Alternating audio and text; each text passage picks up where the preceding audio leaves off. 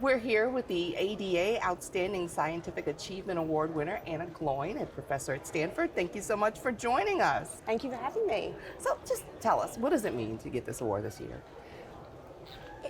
It means a huge amount actually, because it's nominated by my peers and colleagues, and to be recognised by people that I admire and respect is fantastic. It means that the work that I've done is more than something that I just am excited about. Others appreciate and value the work and contributions that I have made. And so tell us, what led to it?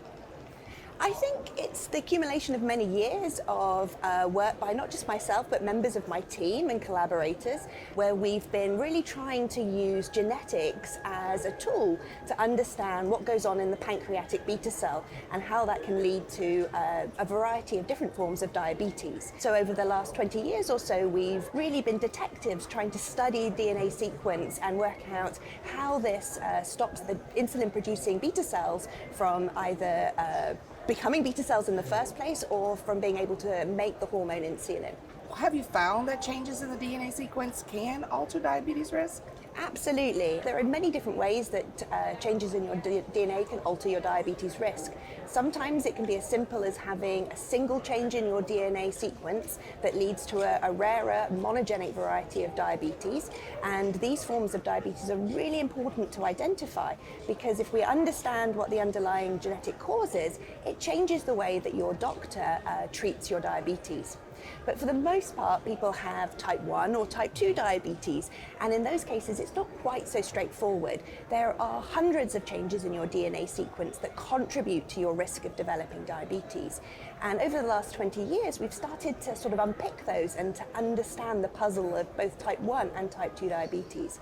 And now we're seeing the fruits of our labor, because we're starting to be able to use that information to think about prediction for type 1 and type 2 diabetes, and also to put people into different subtypes of diabetes so that we can tailor treatment. I'm a type 1 diabetic myself, and that was one of the things that my endocrinologist shared when I was first diagnosed.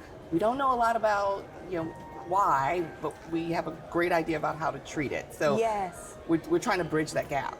Absolutely, and I think, for a long time we thought that there was just one type of diabetes. Then we were able to understand that there was type 1 and type 2, and now we're realizing it's far more complex than that. There are many different ways to become somebody who has diabetes, and we need to understand those different routes, because different approaches and treatments are likely to be more effective in people who have a particular defect than in others.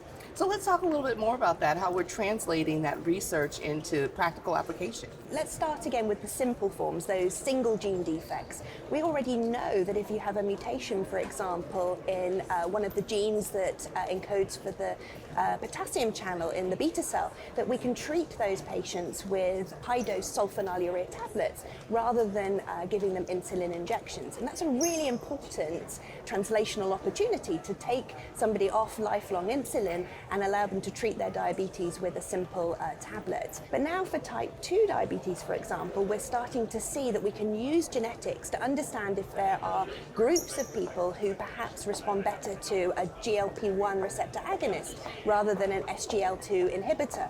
And that means your primary care doctor can make decisions about the best treatment for you based on which one is most likely to be effective given your genetic background.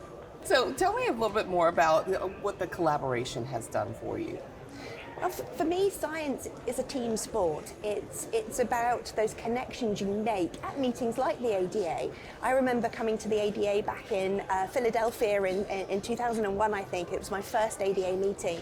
And the scientists that I was introduced to there have become colleagues and lifelong friends. And it's those continual conversations that you have with people who share your passion to solve the puzzle of diabetes that means that you start to put together long-term projects and collaborations that allow you to make real changes to your work. That's so amazing, and just another great testament to what makes ADA and makes this particular meeting so important. Thank you so much for joining us. Congratulations again on your award. Thank you. We're going to be back with more Clue Today on ADA TV.